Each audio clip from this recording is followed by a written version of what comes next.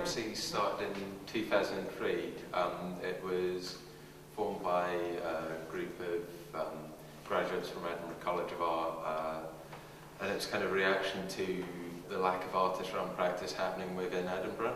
It's a fairly standard kind of artist-run model of the rotating committee, so every 2 years a new directorship comes. We're kind of the third committee to come and take over the MC. There's been kind of problems over the past year or so. That space that was initially they had to get rid of. No, they were thrown out of the landlord.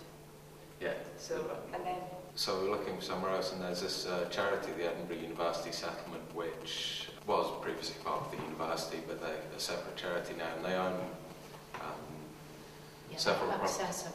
They have properties all over Edinburgh, so we kind of went to them and said, look, we're in this difficult situation, we need a space quite quickly.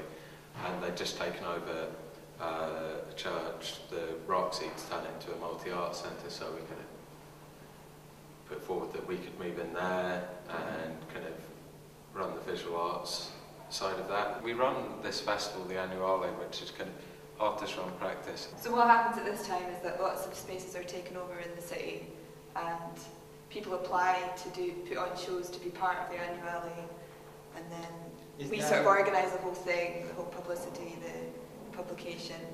There's no manifesto.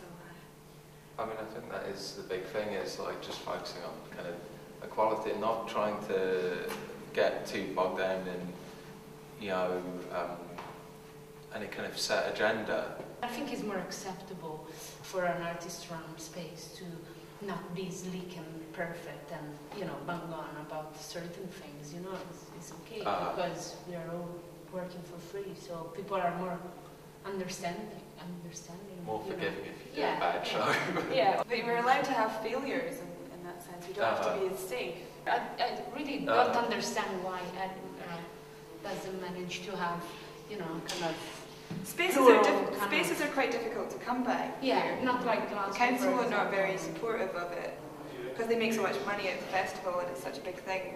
Culture otherwise is not really focused on. There's not a freedom of really kind of taking spaces, and like it happens perhaps in other parts of Europe, you know, where there's more freedom of, you know, just taking a space, doing something quick, and so in a sense it's all very much controlled and has to go through the channels and through, you know, and that's very much even more Edinburgh than Glasgow, I think.